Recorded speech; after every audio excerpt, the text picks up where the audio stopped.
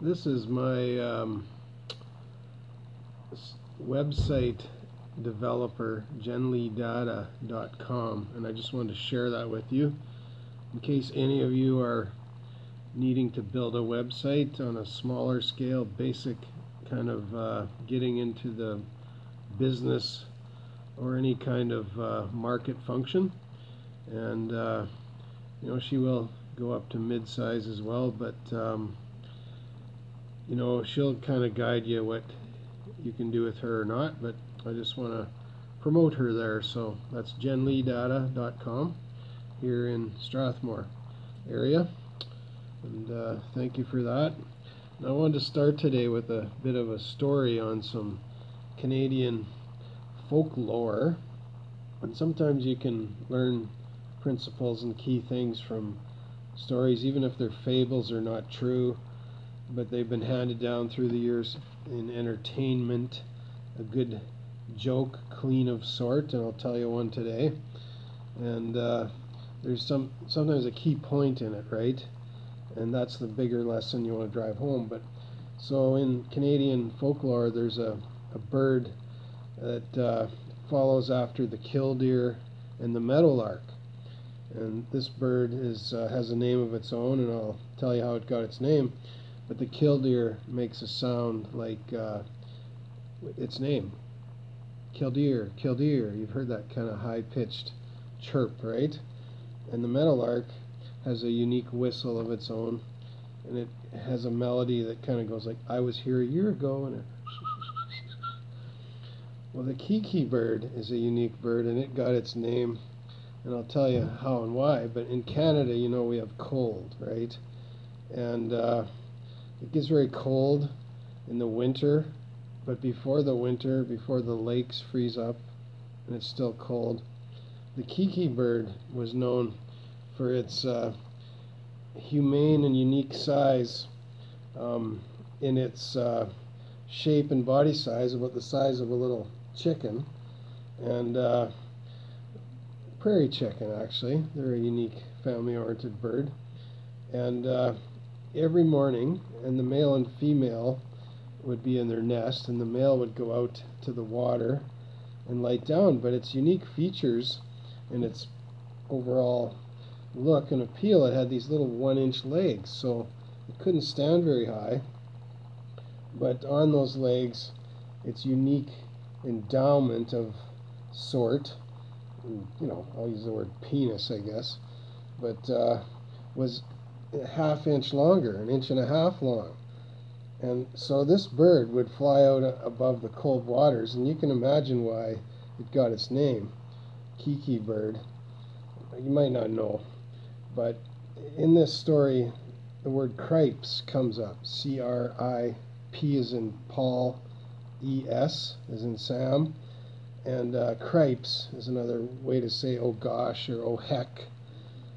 And he'd fly out and he'd light down on the water, and his 1-inch legs would be out, and just as he's about to hit the water, you know what his penis would touch first?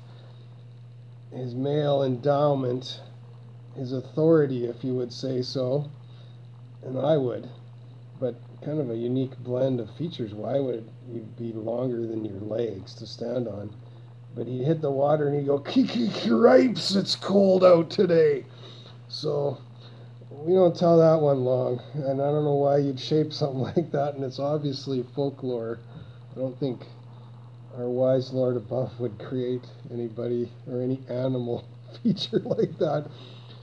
But connections, we have some unique endowment and an authority, and we have a lot of connections, just as the word says, but our reach, our authority goes further than you even know, because there's people we know through other people, beyond people we even talk to and deal with on a day-to-day, month-to-month, week-to-week basis. So, if you're from outside Canada and you're thinking about coming here to develop business, and we are always looking at economy growth and stimulating the economy, more jobs, we have immigration here, people coming in. This is just like America, United States of America, the land of opportunity. And anybody that's a millionaire, or, welcome. Bring in their money. You want to create jobs. We like that. We've been doing that for years, and I happen to be, a fifth generation Canadian, and born and raised in this kind of white ethnic Western Canada, the original roots of the pioneer that developed the land, tilled the ground, the farming heritage. So we've got roots way back, and in the business environment, I've been working for 30 plus years, so I have some experience and know-how. Our company connections can help you get plugged in. You might be a bit stymied from a foreign country. You might not speak our language. We have English as a second language in this country, and people develop that program. So we'll help you find your way in so you can connect with the right people. As a pioneer of that, as a project manager, and I just really want to know, I guess, how everybody's doing today, because it's a tough economy. We've been kind of winding our way out of a recession here the last couple of years. Nobody wanted to say the R word, but it was tough. And and what are you doing for a living? Honestly, we all got to survive, right? Connections will help you no matter what sector you're in. Even if you're one of my friends on Facebook, and you got some that are kind of talking to you all the time, so you get to know them better than all the rest of your friends, right, that are occasional. It's just like face to face, same scenario, right? Some people you know better. Anyhow, no matter what sector you're in, if you want to develop business in our country, and it doesn't matter, even if you're in shaving a poodle, you got a dog grooming industry or whatever, there's work for that. And we can help you with unlikely customers, finding the right people to get along with. And we do go the extra mile, like it said on Laura Lee's card. And heck, if you were dealing with an angry, upset customer, and helping them get through a problem, we might even take care of your poodle for a minute. You know what I mean? We'll go the extra mile. So do that with us. What we want to talk about today is just, how our projects work in our company in this short 30-minute video. And, we do this, our kind of two main adages we do is training and projects. And, it's nice to get long-term projects if we can, but we'll help you come in and clean up a mess or get what you do organized so you can go out in the forefront with your customers in a 2 to 5 month period as well. We've done that. I've done 8 projects for 8 different corporations in the last, as I've said, since 2008 or 2011, I mean. And there's 2 kind of things we focus on. Get us assigned to your territory. What do you actually want to accomplish? And you can see it on the board back there. Kind of drew that funny diagram out with the hurricane under it. And then get going, because sometimes you need a hurricane under your butt to get you going, kind of thing. And it's, often when we come in to do a project, people are in a need, right?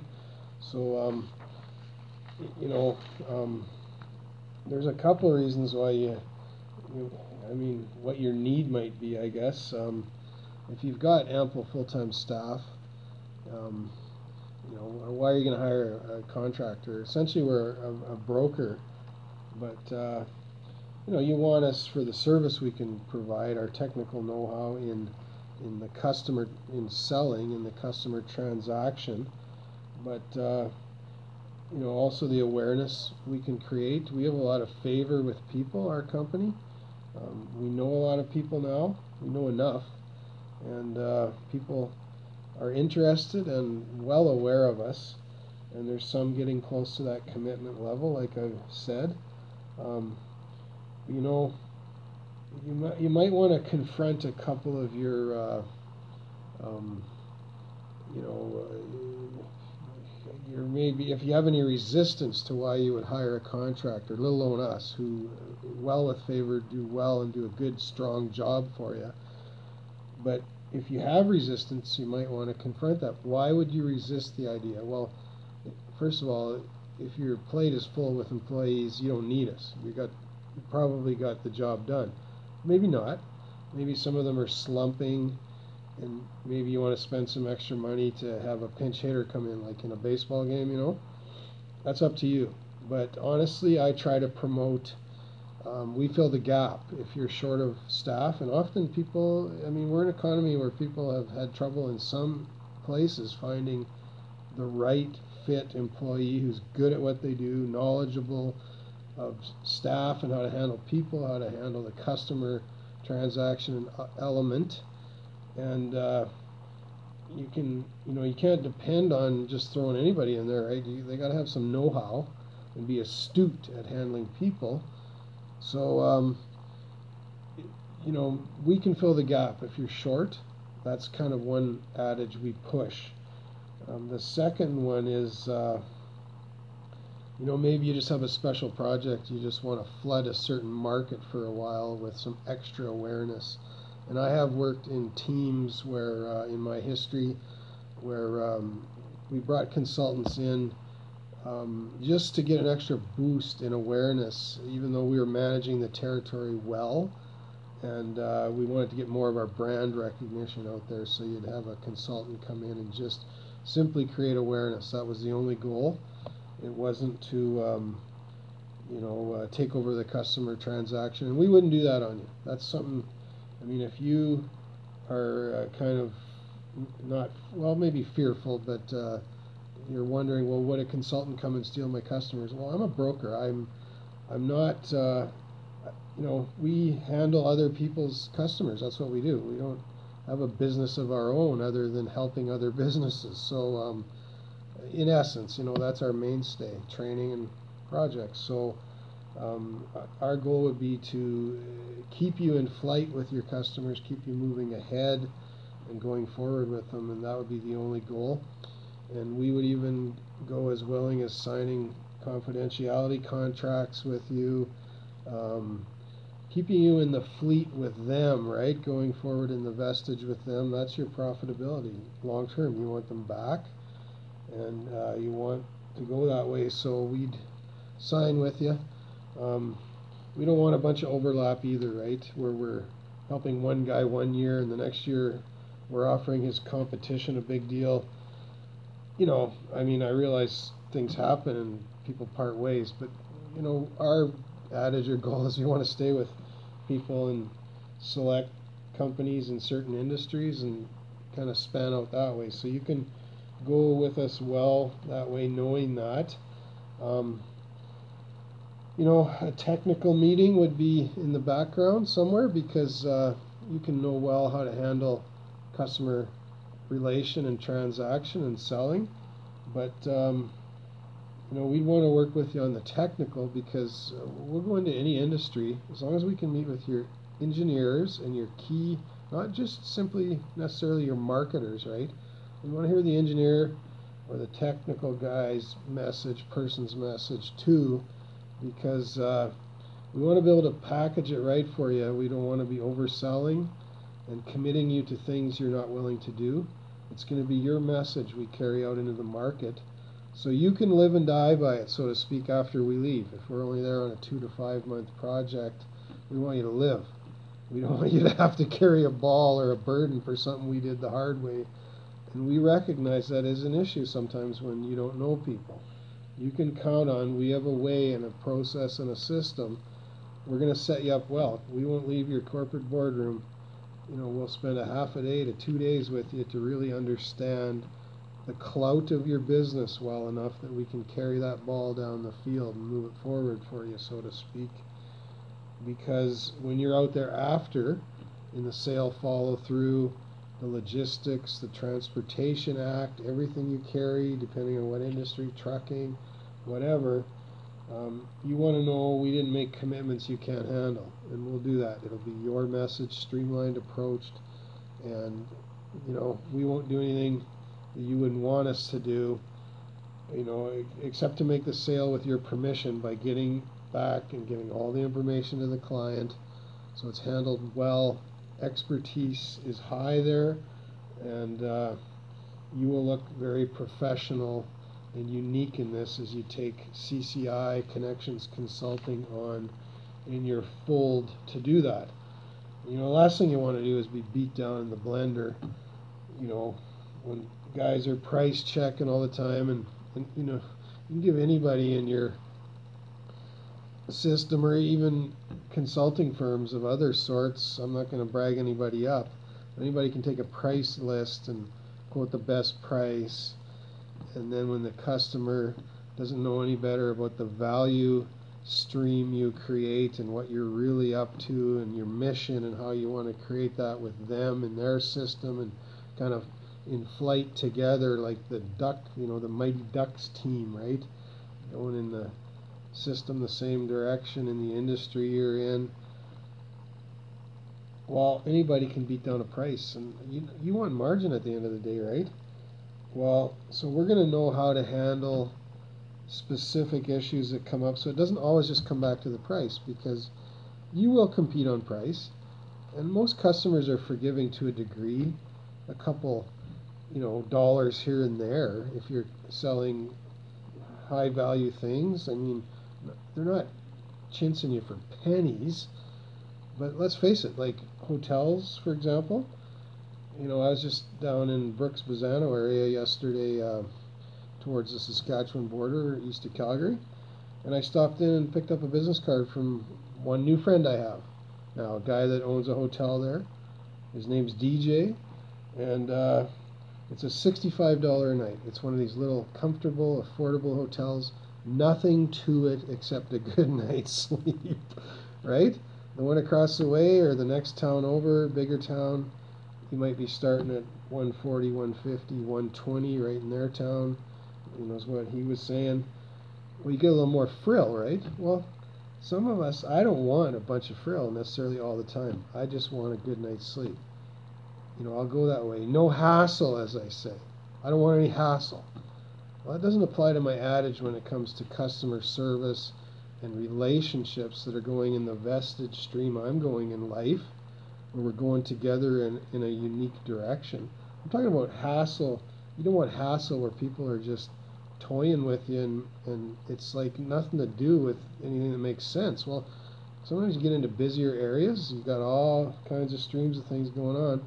You don't want to mix with some of that. So I sometimes just take the hideaway place, little low-cost place, and there you go. And people want that sometimes, right? No hassle. So that's a whole different adage than, I'm buying my $500 thing of this or that, and the guy across the street selling it for $502, and the guy down the way $499. Well, you know what? I like the guy that's selling it for the $500, and I've been used to dealing with him, or even if he's at $502 maybe. That isn't always a big deal, a buck here and there, right? And if you're buying big volumes of it, well, maybe you talk a bit and you sort it out and you get somewhere in the range where you're both comfortable with. And that's okay. And we'll handle your account that way as we go out and, seek a project with you, manage our own stream of financing, and get negotiating with you on training or project costs. But when we represent you, we do it the same way. We want to make sure both sides are satisfied, and I say that right on my website. So that's part of our kind of guarantee, I guess, when you work with us on a project. And it's projects pay the bills too. We're not just all about training, so any work is good work. We might have our preferences here in some of the things we like to do, but you know what? Some of the things that you're not as keen about in your own skill set, if people want to work with you, I'll take it. I mean, I have preferences. Some things I lean to. Some things it's like, you know how it is. You're human too. It's like hard grunt work to get it done. It's like, I know I'm okay at doing this. Like I can manage financially, whatever, it works. But I'd prefer to be doing something totally in the other realm of my scope of things, and but you got to get it all done. And if someone offered me work in an area that I had less favored desire in my abilities, and that's all they did for the next 20 years was offer me that kind of work, I take it. Because you know what? I got to pay the bills too, man. You too, right? It all comes down to that. We all got to work to pay our bills and have the money come in. And I need that too, just like you. Man, I'm not taking my note off that one, okay? So I'll take the hard work. If all I do is take the hard work that I don't desire for the rest of my life, sometimes you make better money doing the hard work than nobody else. A wise man, Will Hill, told me that a long time ago, and I was reminded of it because my dad built me on that ethic. If that's all you got to do is the hard work, you're not even competing with people sometimes. Often nobody wants to do it. They want, like this pen I got from DJ, they just want the easy.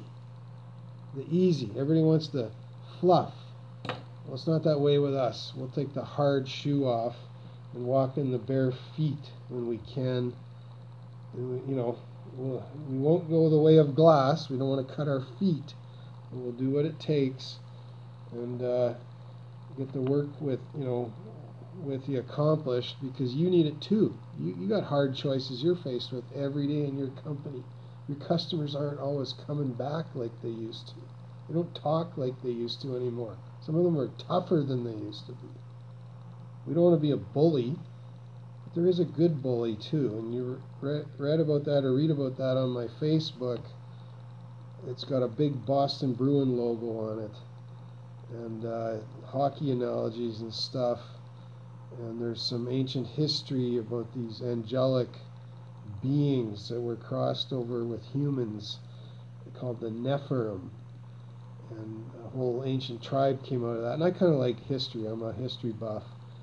And you can learn from your, I don't want to call them forefathers, and some of them, way back in history, obviously, if you track your descent and your roots history. We got Dutch background in us, and English, and Irish, and German, and so there's a mix, eh? You can learn things, mistakes they made. You can learn the right way by some of the good choices they made. And I even had a brother who, one of my brothers, Rich, he said that to me once. He said, Bird, I just watched some of you and Dad when I was kind of growing up, and kind of followed what you guys were doing in some ways, and then other things I saw you do, and I thought, yeah, maybe I won't try that. That's life, eh? That's wisdom, actually.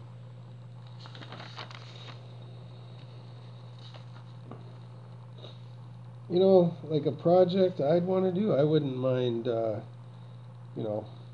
going down to California where I could live not far from my kids someday, and taking a beach hunt, selling surfboards or something. But reality is I live in Canada, and this is where my first franchise will be. I'm the global leader in terms of my company as we reach out across the globe, and we will, because little by little we're working our ultimate business plan that I've built the first round for 30 years, and we might go an additional 10 years, because I'm going to go long and strong with my company here, and maybe my kids can take it over someday if they want, and I'm going to encourage and promote that, because it'll give them something to do with me. Business and work is good, healthy stuff. And, we'll have a humanitarian element to our approach to things, helping people in relief in areas of society where there's need, and there's good stuff out there, and you can always create more, right?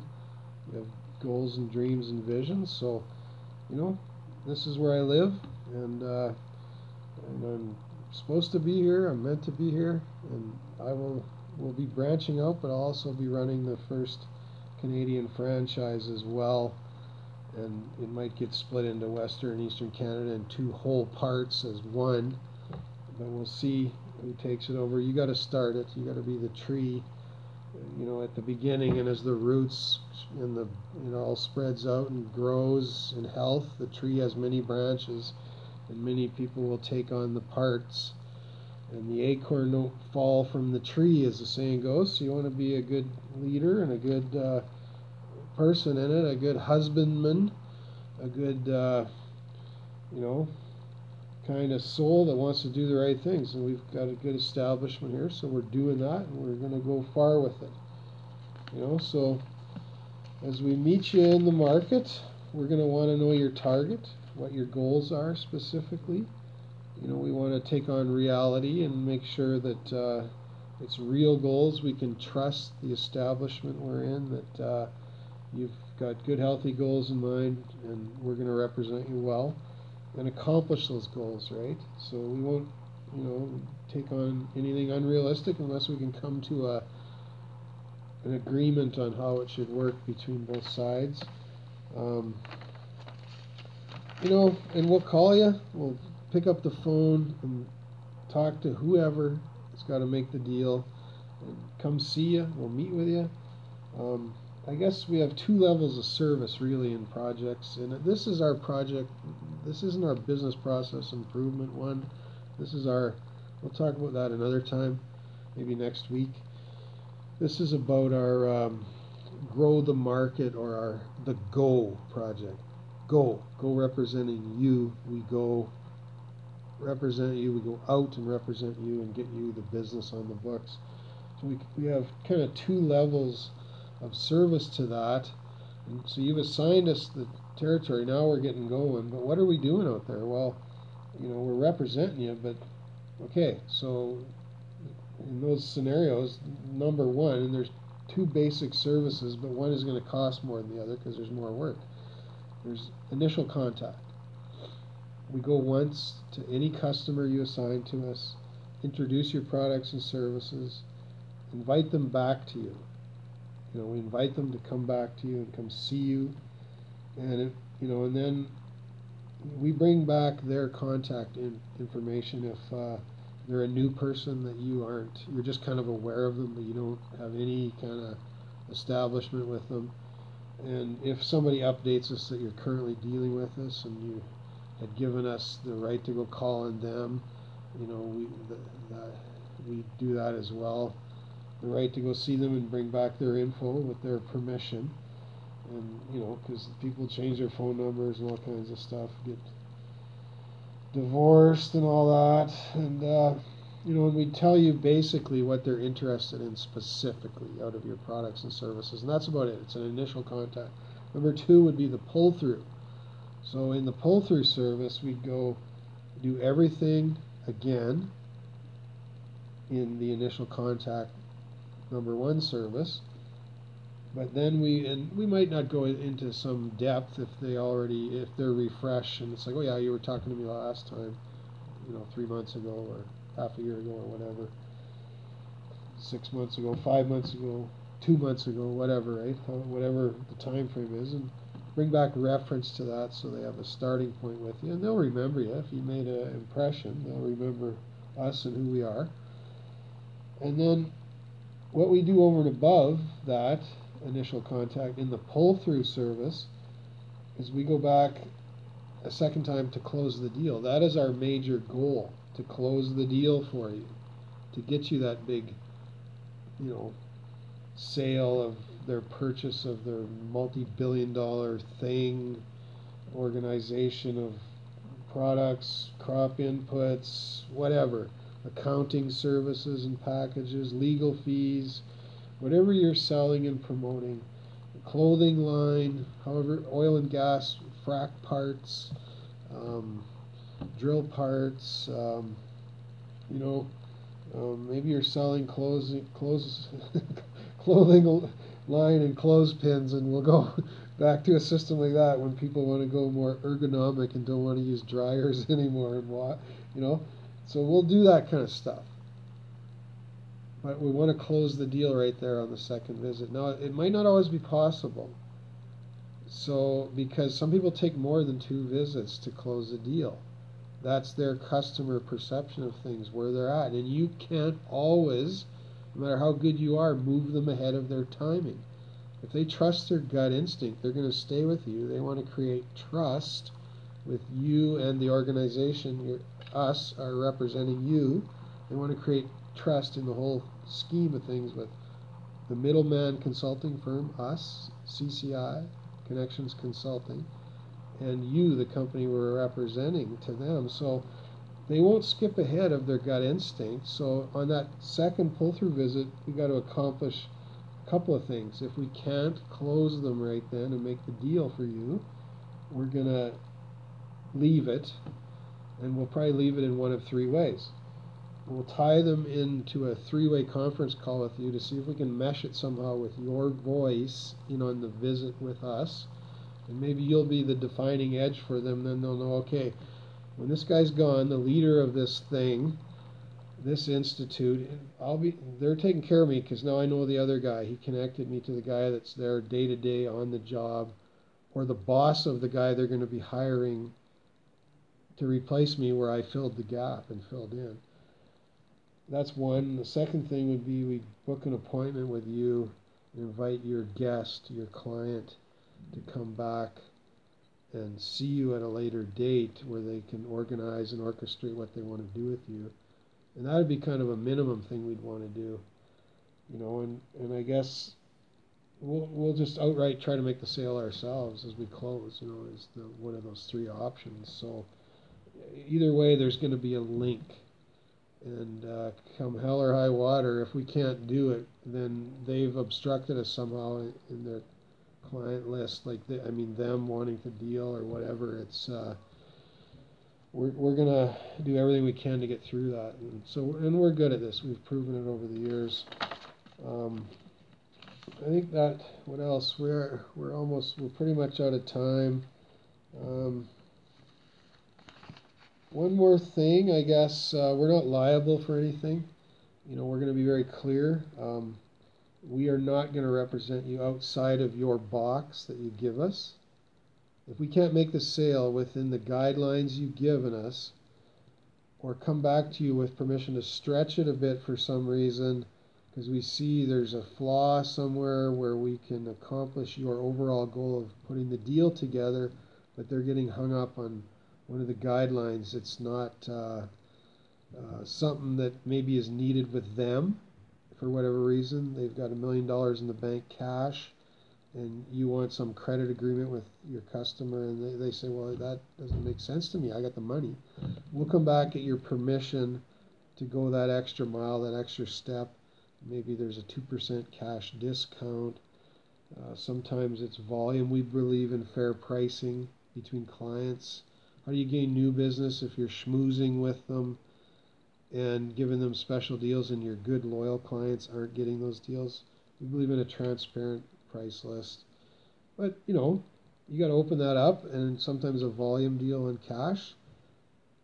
I've seen where 5 small customers got together and we pushed a truckload of fertilizer out to their farms, and they were all working together in a neighborly way, and they got the same deal the big guy across the road did, because it was